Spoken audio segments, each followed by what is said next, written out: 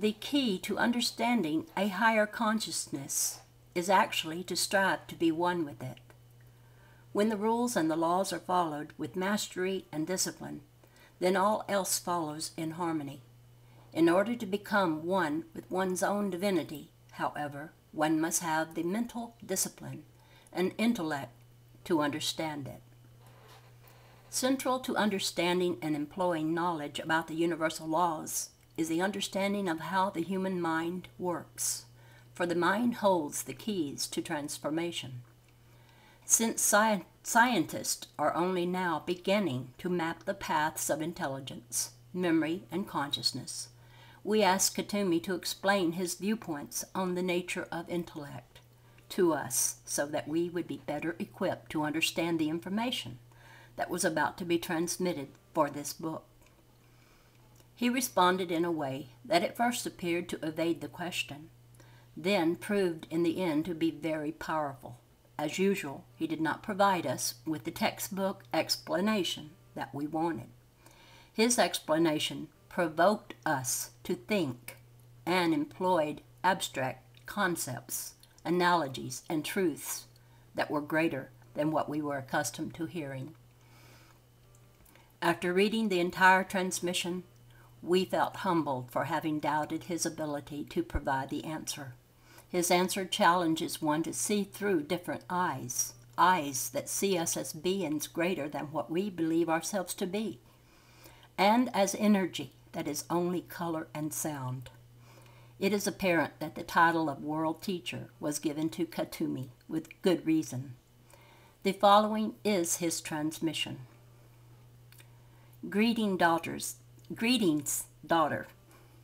I am pleased to address your question of concern today regarding the nature of intellect, for in the answer comes more than the understanding of it. In the answer comes also the secret to the heart.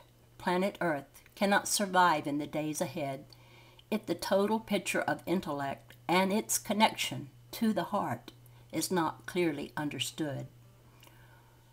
While this unsubstantiated statement may sound abrupt in its present form, allow me to explain why we, on the ascended realms, make such a dramatic statement.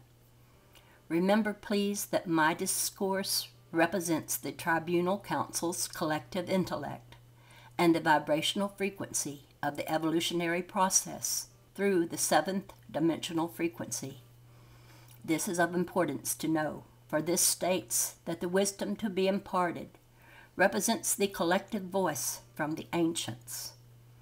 This explanation is shared in hopes that your ears will ring in tune with the sounds of the Temple of Wisdom, and that you will carry this message to the masses so that they may hear the same. We ask not that you necessarily believe all that will be transmitted, but that you consider the possibility of its truth. So let us begin. The nature of intellect is nothing more than one's perception of reality. In the universes, of which there are 12, humans appear to limit themselves and their realities with the concept of closed-mindedness. This is not to be taken as criticism. We begin this way because in our observations, we note the masses on Earth operate more in the mode of closing their systems rather than in that of opening to new ones. We challenge you to contemplate this observation. This state of mind is equivalent to the times wherein individuals groped and found comfort in the dark for their security. We believe you have termed such eras the Dark Ages. Only during times which your civilizations call Age of Enlightenment have groups of individuals incarnated and brought great progress and intellectual stimulation to help humanity complete evolutionary leaps. While you read about these periods of accomplishment with great admiration and awe, know that these were painful times for the masses. The average human throughout all recorded history has not enjoyed change. Conversely, during each dark age, fewer enlightened souls chose embodiment, making it more difficult for change to occur. In this last example, we bring you a mathematical problem. What, then, is the variable or factor that makes the difference for the initiation or hindrance of change? The variable is the quantity of humans who come together to rule or provide direction for a particular civilization. In addition to the quantity of individuals, one also needs to include the nature of reality, which each holds within his or her consciousness. When one understands that consciousness is volume measured by mathematics, and that each person's reality is part of the universal consciousness, then one is well on the way to understanding the nature of intellect. The universe in which you reside is magical and powerful. It is the totality of universal consciousness and is mind energy. It is also perfect. It contains the sum of all that was and ever will be for your existence while you reside within it. It is the macrocosm of which you are the microcosm. Therefore, your intellect, which is part of this universal consciousness, has no boundaries. You are one part of the total sum of all there is. Your intellect has barely been tapped, O children of the divine. The key to tapping the wonders of your power and happiness lies only in your ability to open your minds to the possibilities around you. When you choose to do this, you open the doors to endless opportunities and become the true co-creators with the divine. This is truth.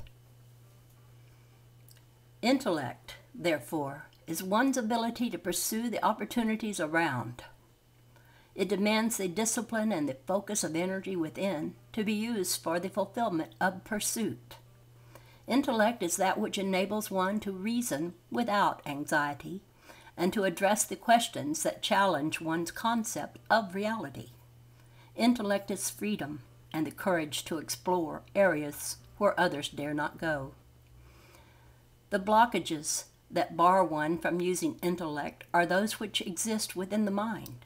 All blockages are present because of three kinds of memory: genetic, past life, and cellular memory, accumulated from the present incarnation. An understanding of these terms incorporates the passing of time. We use these terms for your convenience and understanding only, for in reality there is no such thing as time.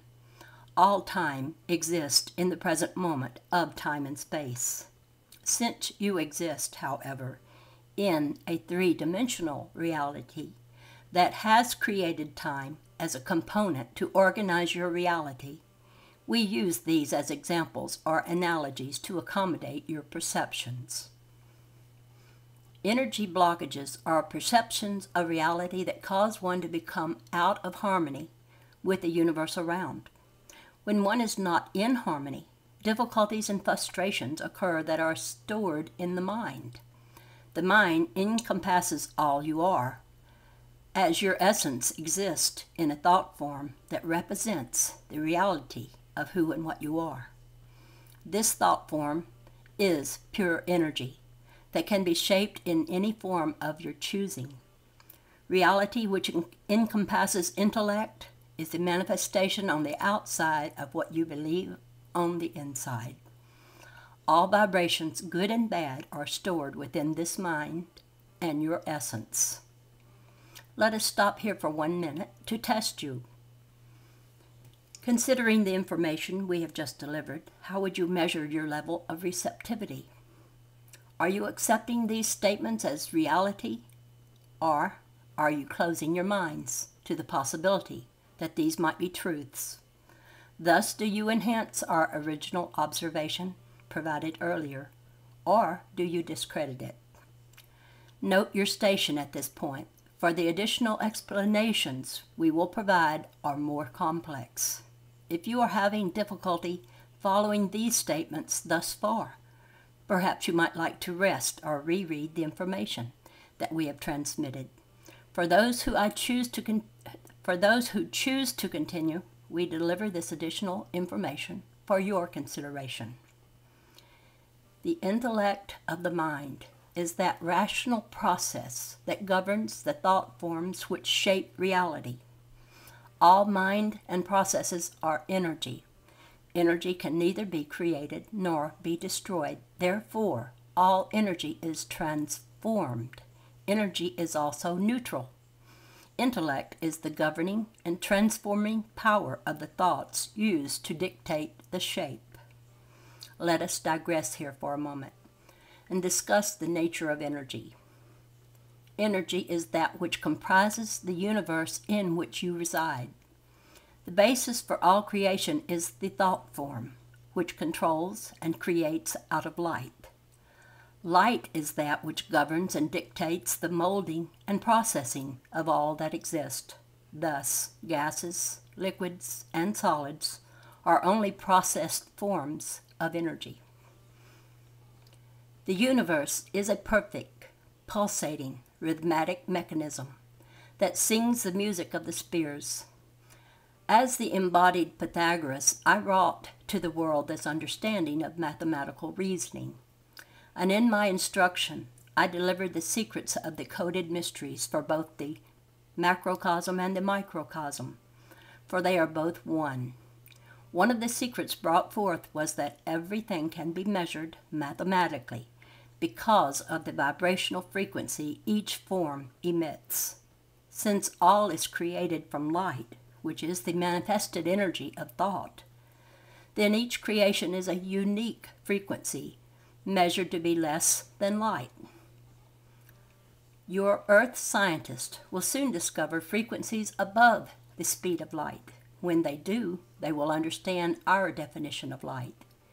Your present understanding measures light at the frequency that contains all colors and is separated into frequencies called the rainbow.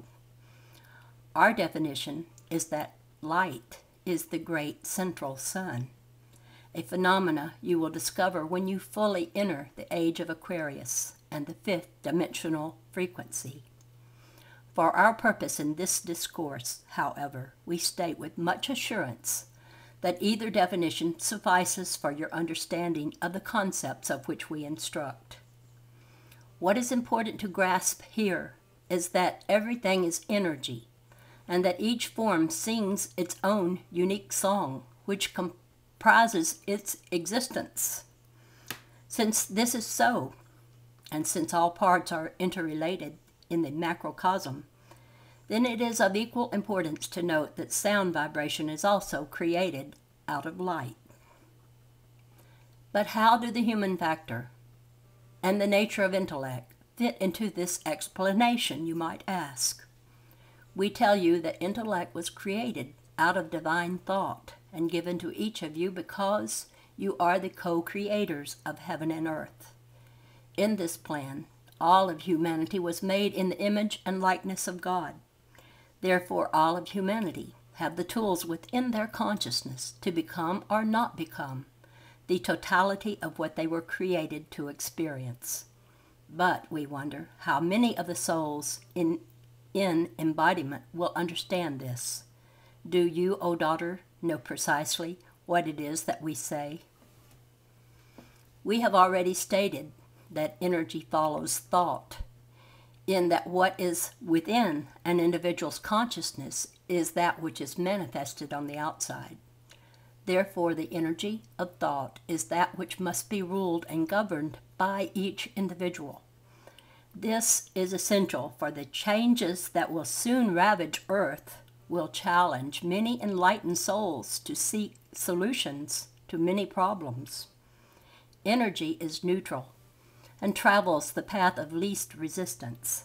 Understanding this brings to light the importance of the individual's power to shape destiny and the future for not only the one but also the many.